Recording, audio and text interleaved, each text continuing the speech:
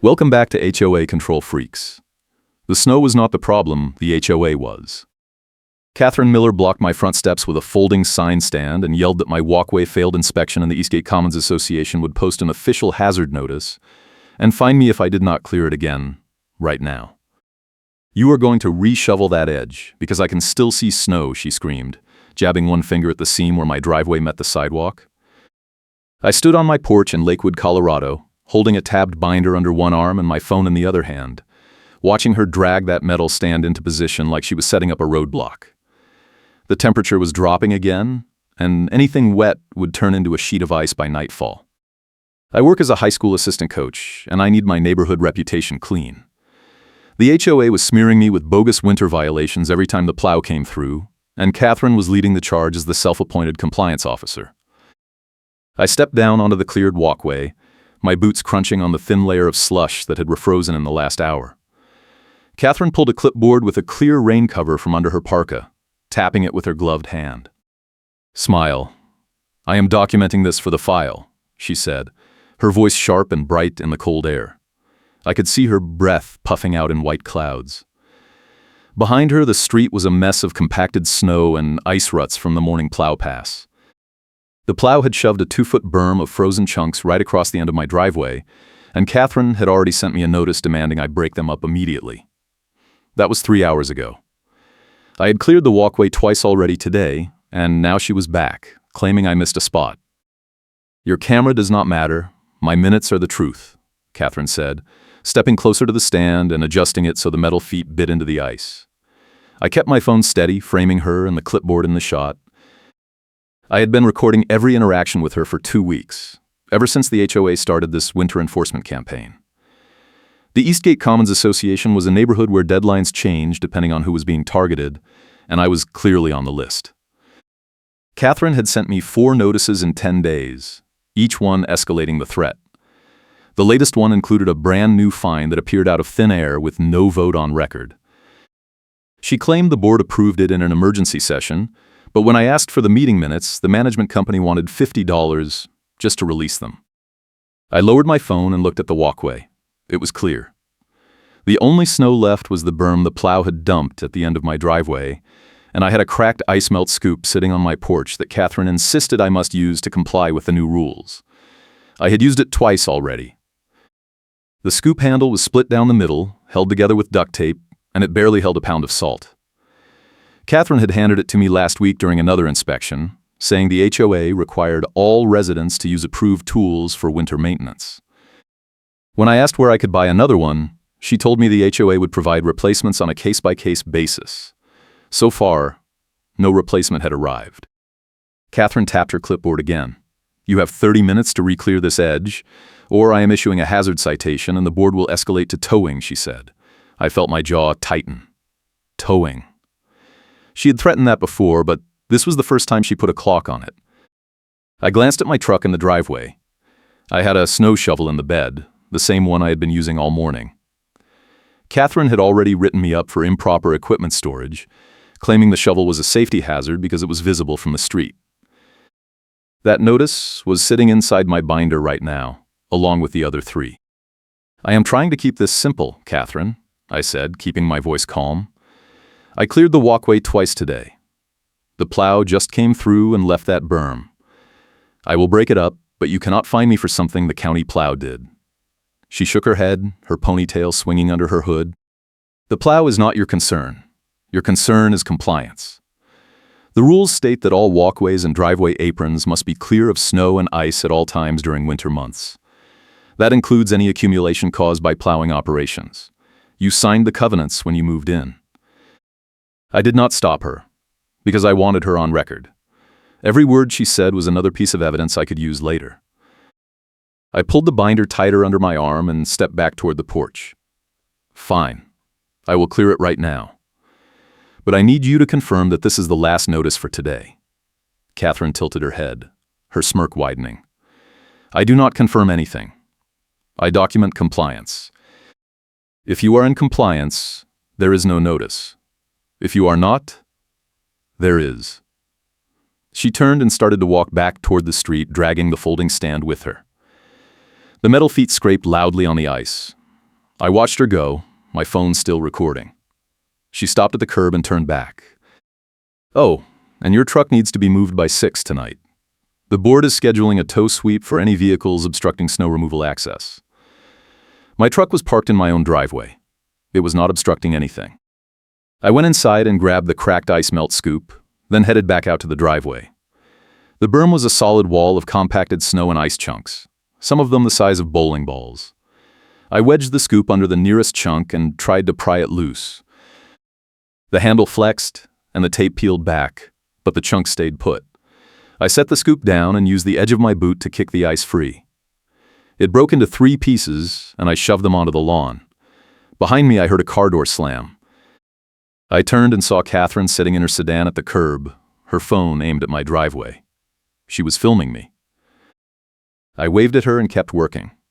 It took me 20 minutes to break up the berm and scatter the chunks across the yard. By the time I finished, my hands were numb even through my gloves, and the freezing rain had started to coat everything in a thin layer of glass. I looked at my watch. It was just after 3 in the afternoon.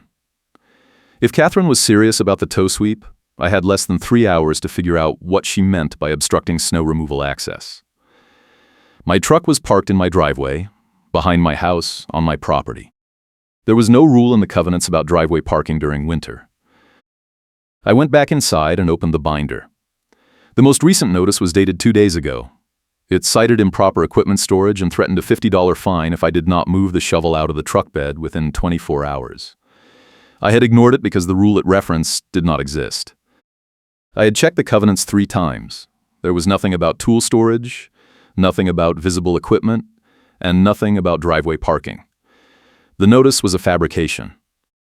But Catherine kept adding new rules every time she showed up, and the management company backed her up with vague references to emergency board powers. I texted my ally, a local mediator named Greg who had helped me navigate HOA disputes before. He had told me to keep everything documented and legally clean, and so far I had. Every notice was scanned, every interaction was recorded, every email was saved. Greg texted back within 5 minutes. "If they tow you from your own driveway, that is theft. Call the police immediately and file a report. Do not move the truck. Let them make the first move." I felt a small knot of tension loosen in my chest. I was not crazy. This was as absurd as it sounded. At 5:30, I heard a diesel engine rumbling down the street. I looked out the front window and saw a flatbed tow truck crawling past the houses, its yellow lights flashing.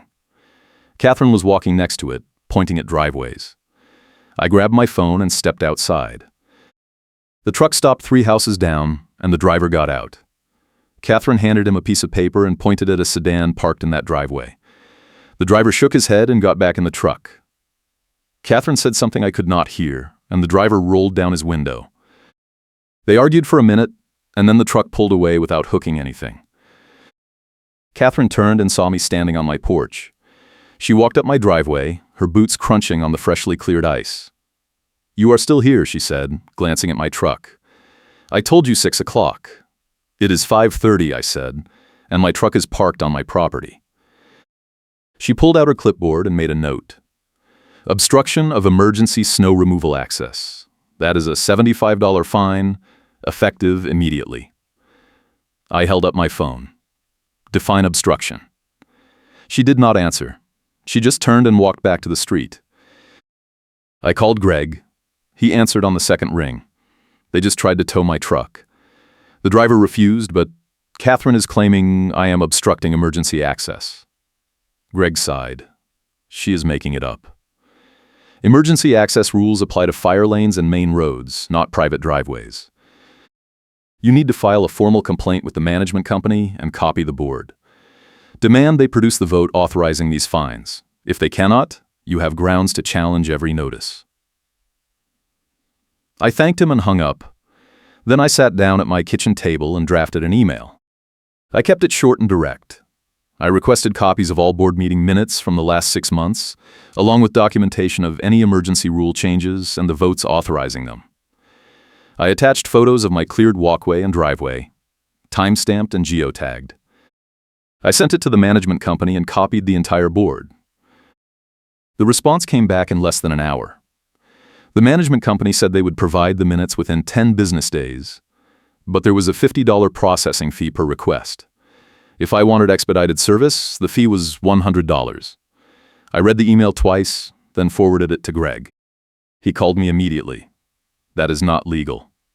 Public records laws in Colorado require HOAs to provide governing documents and meeting minutes to homeowners on request, usually within 10 days and without fees beyond reasonable copying costs. They are trying to bury you in red tape. File a formal records complaint with the state. I will send you the form. That night, I filled out the complaint form and attached the email chain. I submitted it online and got a confirmation number. Then I went to bed, listening to the wind rattle the windows and the ice tap against the glass. The next morning, I woke up to 3 new notices taped to my front door. The first one cited me for failing to remove the ice chunks from my lawn. The second one cited me for parking in my driveway overnight during a winter storm watch. The third one was a final demand to relocate my truck by noon or face immediate towing and a lien on my property. I took photos of all 3 notices, then peeled them off the door and added them to the binder. I checked the weather. The storm watch had been issued at midnight, 6 hours after Catherine had threatened the tow. There was no way the board had met and voted on a new rule in that time. This was pure harassment. I texted Greg again. He told me to sit tight and not move the truck. Let them try to tow it. If they do, we have them on theft and abusive process. I made coffee and sat at the kitchen table watching the driveway through the window. At 11:30, the tow truck came back. This time, Catherine was not with it. The driver pulled up to the curb and got out, walking up my driveway with a tablet in his hand. I stepped outside before he reached the porch. "Can I help you?" I said. He looked at the tablet, then at my truck. "I got a call to tow this vehicle for HOA violation." "You the owner?" I nodded. "Yeah. And this is my property." He frowned and tapped the screen. "Says here it is obstructing snow removal." I shook my head. "It is parked in my driveway. There is no obstruction." He looked around, then back at the tablet. "I am going to need to see proof of ownership and a copy of the work order." I pulled out my phone and showed him my truck registration. He compared it to the tablet, then sighed. "This does not match. The order says the vehicle is abandoned. Your registration shows current tags. I am not hooking it." He turned and walked back to his truck. I watched him drive away, then called Greg. They just tried to tow it again. The driver refused because the order claimed the truck was abandoned. Greg laughed. "That is fraud. They lied to the tow company. You need to get that driver's contact info and ask him to document the false order. If he cooperates, you have proof of intent." I ran after the truck and flagged it down at the corner. The driver rolled down his window. "Hey, I need a favor. Can you email me a copy of that work order?" He hesitated, then nodded. "Yeah. Give me your email." This whole thing smells bad. I gave him my address, and he sent the file before he drove off. I opened the file on my phone. The work order listed my address, my truck description, and a claim that the vehicle had been abandoned for more than 72 hours in violation of HOA rules. It was signed by Catherine Miller, compliance officer. I forwarded it to Greg with a note. "This is the second tow attempt after I put them on notice to stop." Greg replied immediately. "That is escalation step 2. Now you have a pattern. File a police report for attempted theft and harassment, then demand an emergency board meeting to address the towing abuse." I called the Lakewood Police non-emergency line and explained the situation. The dispatcher said an officer would come by within the hour. The officer arrived at 1 in the afternoon. I showed him the notices, the work order, and the video of Catherine blocking my steps with the folding stand. He took notes and asked a few questions, then handed me a case number. "This is a civil matter between you and the HOA, but the false tow order is concerning. If they try again, call us immediately, and we will intervene. Document everything." I thanked him and he left. I added the case number to the binder. At 2 o'clock, I got an email from the management company. The board had scheduled an emergency meeting for that evening at 6, and my complaint about the tow attempts was on the agenda. The email said I was welcome to attend and present evidence, but I had to RSVP by 4 or I would not be allowed in. I replied immediately and confirmed. Then I called Greg. He said he would meet me there. If you are enjoying this story, hit that like button and subscribe for more HOA drama where the rules do not make sense and karma comes back hard. The meeting was held in the clubhouse at the front of the neighborhood, a small brick building with a single conference room and a kitchenette. I arrived at 5:50 and found Greg waiting in the parking lot. He was holding a folder and a laptop. Inside, the conference room was set up with a long table and 8 chairs. Catherine was already seated at the head of the table, her clipboard in front of her. 3 other board members were scattered around the table, all of them looking uncomfortable. The HOA president, a man in his 60s named Donald, sat at the opposite end from Catherine. He glanced at me when I walked in, then looked away. Greg and I took seats near the door. Donald called the meeting to order at 6:05 and read through the agenda. When he got to my complaint, he paused and looked at Catherine. "Catherine, you want to address this?" She nodded and stood up, picking up her clipboard. "Mr. Hayes has been non-compliant with winter maintenance rules for 2 weeks. He has received multiple notices, failed to correct the violations, and obstructed emergency snow removal access by parking his vehicle in his driveway during a declared storm watch. The board authorized escalation to towing under emergency powers granted in the covenants. Everything was done according to procedure." I raised my hand. Donald nodded at me. "Mr. Hayes." I stood up and pulled out my phone. I have video and photos showing that my walkway was cleared every time Catherine inspected it. I also have a work order from the tow company claiming my truck was abandoned, which is false. My truck is registered, insured, and parked on my property. I have a police case number for attempted theft and harassment. I would like the board to produce the meeting minutes showing the vote that authorized these new fines and the towing policy. Catherine did not move. Donald shifted in his seat. "We will provide those minutes in due course. There is a processing timeline." I shook my head. "Colorado law requires you to provide them within 10 days, at no cost, beyond reasonable copying fees. Your management company is charging $50 per request. That is illegal." Greg stood up next to me. "I am a mediator, and I have reviewed Mr. Hayes' documentation. The notices he received cite rules that do not exist in the recorded covenants. The tow order was fraudulent, and the management company is violating state disclosure laws. If this board does not produce the meeting minutes and void the fines within 48 hours, Mr. Hayes will file a formal complaint with the Colorado Division of Real Estate and pursue legal action." The room went quiet. One of the other board members, a woman in her 50s, cleared her throat. "Donald, I was not aware of any emergency meeting to authorize new fines. When did that happen?" Donald looked at Catherine. Catherine looked at her clipboard. "The meeting was held by phone on January 8th. All voting members were notified." The woman frowned. "I was not notified, and I am a voting member." Another board member, a man in his 40s, nodded. "I did not get a call either." Catherine's jaw tightened. The meeting was documented and filed with management. If you did not receive notice, that is a communication issue, not a procedural issue. Greg leaned forward. "If voting members were not notified, the meeting was invalid. Any votes taken are void. You cannot enforce rules that were never legally adopted." Donald rubbed his face and sighed. "All right. Catherine, I need you to provide the call log and the meeting minutes by tomorrow morning. We will review this and get back to Mr. Hayes within the week." Catherine sat down without responding. I could see her knuckles white on the edge of the clipboard. Greg nudged me and we left the room. Outside, the temperature had dropped another 10 degrees and the parking lot was a sheet of black ice. Greg unlocked his car and turned to me. "You did good in there. Keep recording everything. If they do not produce those minutes, file the state complaint immediately. I will back you up with an affidavit." I drove home slowly, my tires crunching on the ice. When I pulled into my driveway, I saw another notice taped to my front door.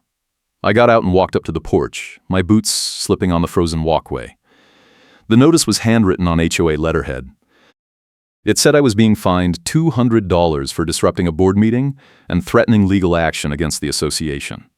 It was signed by Catherine Miller, compliance officer. I took a photo and added it to the binder. Then I went inside and emailed Greg. He called me 5 minutes later.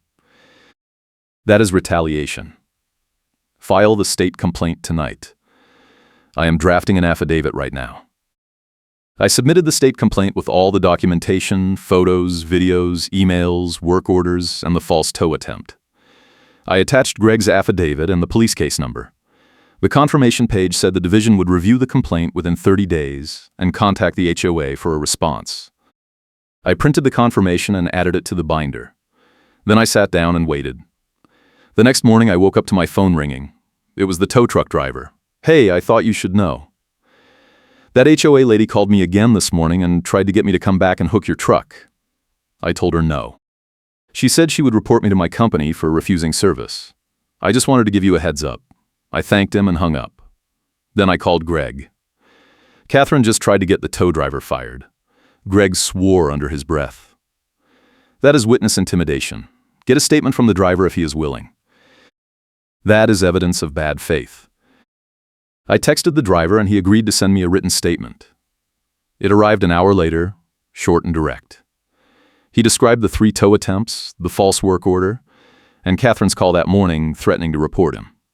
He signed it and included his company name and contact info. I forwarded it to Greg and added it to the binder. Then I went outside to check the driveway. The walkway was still clear, but the street was a mess. The plow had come through again overnight and left another berm at the end of my driveway, bigger than the last one. I grabbed the cracked ice melt scoop and started breaking it up. It took me 40 minutes. By the time I finished, my hands were numb and my back was sore. I went inside and made coffee, then sat down at the kitchen table and opened my laptop. I drafted a formal demand letter to the HOA board, requesting that they void all fines, cease all towing attempts, and remove Catherine from any enforcement role pending an investigation. I cited the state complaint, the police report, and the tow driver's statement. I kept the tone professional but firm. Greg reviewed it and suggested a few edits, then I sent it to the entire board and the management company. The response came back within an hour. The management company said the board would consider my request at the next regular meeting, scheduled for 2 weeks out. They said I was welcome to attend and present my case, but they could not make any changes to enforcement policies without a full board vote. I called Greg. 2 weeks is too long. Catherine is escalating every day. What if she tries to tow me again? Greg thought for a moment. File for an emergency injunction in county court. You have enough evidence to show immediate harm. A judge can issue a temporary order stopping all towing and enforcement until the HOA resolves the dispute. It will cost a filing fee, but it is your fastest option. I asked how much. He said around $200. I told him I would do it. That afternoon, I drove to the Jefferson County Courthouse and filed a motion for a temporary restraining order and a motion for an emergency hearing. I attached all the documentation, notices, videos, photos, emails, the tow driver's statement, the police report, and the state complaint. The clerk reviewed the filing and told me a judge would review it within 48 hours. If approved, the hearing would be scheduled within a week. I left the courthouse and drove home, my hands shaking on the steering wheel. I had never sued anyone before. I had never been in court. But I was out of options. The next morning, I got a call from the court clerk. The judge had approved the emergency hearing and scheduled it for 3 days out. The HOA and the management company were being served with notice that afternoon. I would have 30 minutes to present my case, and the HOA would have 30 minutes to respond. The judge would issue a ruling immediately after. I thanked the clerk and hung up. Then I called Greg. He agreed to come with me and help prep my testimony. We spent the next 2 days organizing the evidence into a timeline and drafting a short presentation. Greg coached me on how to stay calm, stick to facts, and let the evidence speak for itself. The day of the hearing, I woke up at 5 in the morning and could not get back to sleep. I made coffee and reviewed the timeline one more time. At 8, Greg picked me up and we drove to the courthouse. The hearing was scheduled for 10. We arrived early and sat in the hallway outside the courtroom, going over the key points. At 9:50, Catherine and Donald arrived with a lawyer, a woman in her 40s in a gray suit. She looked at me and Greg, then walked past us into the courtroom. We followed. The judge was a woman in her 60s with short gray hair and a no-nonsense expression. She called the case and asked me to present first. I stood up and walked to the podium, setting the binder down in front of me. I introduced myself and gave a brief summary of the dispute, the escalating fines, the false tow attempts, the retaliation, and the refusal to provide meeting minutes. I showed the judge the timeline, the photos, the videos, and the tow driver's statement. I explained that I had cleared my walkway every time Catherine inspected it, that my truck was legally parked on my property, and that the HOA was violating state disclosure laws. I finished by requesting a temporary order stopping all towing and enforcement until the HOA could produce the meeting minutes and justify the fines. The judge listened without interrupting, taking notes on a yellow pad. When I finished, she asked a few questions. How many times did they attempt to tow your vehicle? Twice, Your Honor. Both times the driver refused because the work order was false. Do you have proof that the HOA refused to provide meeting minutes? Yes, Your Honor. I submitted a records request and they demanded a $50 fee, which violates Colorado law. The judge made another note. All right. Let us hear from the respondents. The HOA lawyer stood up and walked to the podium. She introduced herself and said the HOA was acting within its authority to enforce winter maintenance rules and protect the safety of the neighborhood. She said the fines were legitimate, the towing attempts were authorized under emergency powers, and the meeting minutes were being prepared for release. She said I was being disruptive and litigious, and that the court should deny the injunction because there was no immediate harm. The judge raised one eyebrow. Counsel, the petitioner has provided evidence of 2 false tow attempts and multiple retaliatory fines. How do you explain the false work order claiming his vehicle was abandoned? The lawyer hesitated. That was an administrative error, Your Honor. The compliance officer mistakenly listed the vehicle as abandoned when it should have been listed as obstructing access. The judge frowned. So your position is that the vehicle was obstructing access, even though it was parked on the petitioner's own property? The lawyer nodded. Yes, Your Honor. The emergency rules allow the HOA to tow vehicles that obstruct snow removal, even on private property. The judge set down her pen. Show me the rule. The lawyer opened her file and flipped through several pages. She pulled out a document and handed it to the bailiff, who brought it to the judge. The judge read it, then looked up. This rule was adopted 3 days ago. The petitioner's truck was parked in his driveway before that. How can you retroactively enforce a rule that did not exist at the time of the alleged violation? The lawyer opened her mouth, then closed it. The judge leaned back in her chair. I am going to issue a temporary restraining order prohibiting the HOA from towing the petitioner's vehicle, issuing any new fines, or taking any enforcement action against the petitioner until the board provides all meeting minutes and documentation of the votes authorizing these rules. The order will remain in effect for 90 days or until the dispute is resolved, whichever comes first. If the HOA violates this order, I will hold the board members in contempt.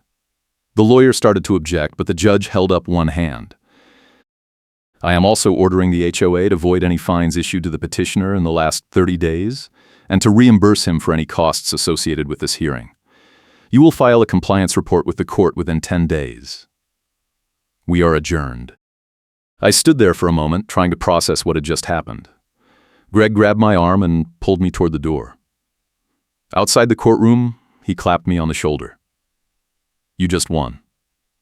That is a clean injunction. They cannot touch you now. I felt a wave of relief so strong I almost sat down on the floor. We walked back to the parking lot and I got in Greg's car. He drove me home and I thanked him about 10 times. He just laughed. You did the work. I just helped you organize it. Keep documenting everything. If they violate the order, call me immediately. I went inside and sat down at the kitchen table. My phone buzzed with a text from the tow driver, heard the HOA got slapped with an order. Glad I could help. I texted back a thank you and leaned back in my chair. The house was quiet except for the hum of the heater. I looked out the window at the driveway. The walkway was clear. The truck was parked exactly where it had been for the last 2 weeks. Nothing had changed, but everything had changed. The next morning, I got an email from the management company. The board had scheduled an emergency meeting to review the court order and discuss compliance. I was invited to attend, but it was optional. I replied that I would be there. The meeting was set for that evening at 7. I called Greg and he said he would come with me. At 6:30, we drove to the clubhouse. The parking lot was almost full.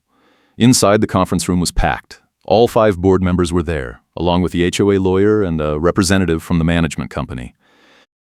Catherine was sitting at the far end of the table, her clipboard in front of her, her face tight and pale. Donald called the meeting to order and read the court order out loud. Then he turned to the lawyer. "What do we need to do to comply?" The lawyer opened her file. "You need to provide all meeting minutes from the last 6 months. You need to document the votes authorizing the new fines and the towing policy. And you need to void the fines issued to Mr. Hayes. You also need to reimburse him for his court costs. If you cannot produce the minutes, you need to rescind the rules and issue a formal apology." Donald looked at Catherine. "Catherine, do we have those minutes?" Catherine did not answer. She just stared at the clipboard. Donald asked again. "Catherine, do we have the minutes?" She looked up, her eyes hard. The meeting was held by phone. I took notes, but I did not file them with management. Donald's face went red. "You did not file them." Catherine shook her head. "I did not think it was necessary. It was an emergency session." Donald slammed his hand on the table. "You cannot hold a valid meeting without filing minutes. That means every vote taken in that meeting is void. Every fine, every rule, every enforcement action. All of it is void." The room went silent. One of the other board members, the woman who had spoken up at the last meeting, leaned forward. "Donald, I move that we rescind all fines issued to Mr. Hayes, reimburse his court costs, and remove Catherine from any enforcement role pending a full review." Another board member seconded the motion. Donald called for a vote. It passed 4-1. Catherine voted no. Donald looked at her. "Catherine, effective immediately, you are removed from compliance duties. All enforcement actions require board approval going forward. You will not contact Mr. Hayes or any other homeowner about violations unless directed by the board. Do you understand?" Catherine stood up, her chair scraping loudly on the floor. "Your camera does not matter. My minutes are the truth," she said, her voice shaking. "I know what I documented. I know what I saw." Donald shook his head. "Your minutes do not exist. You never filed them. That means they have no legal weight." Catherine grabbed her clipboard and walked out of the room, slamming the door behind her. The room stayed quiet for a long moment. Then Donald turned to me. "Mr. Hayes, on behalf of the board, I apologize for the way the situation was handled. We will process your reimbursement within the week, and we will make sure this does not happen again."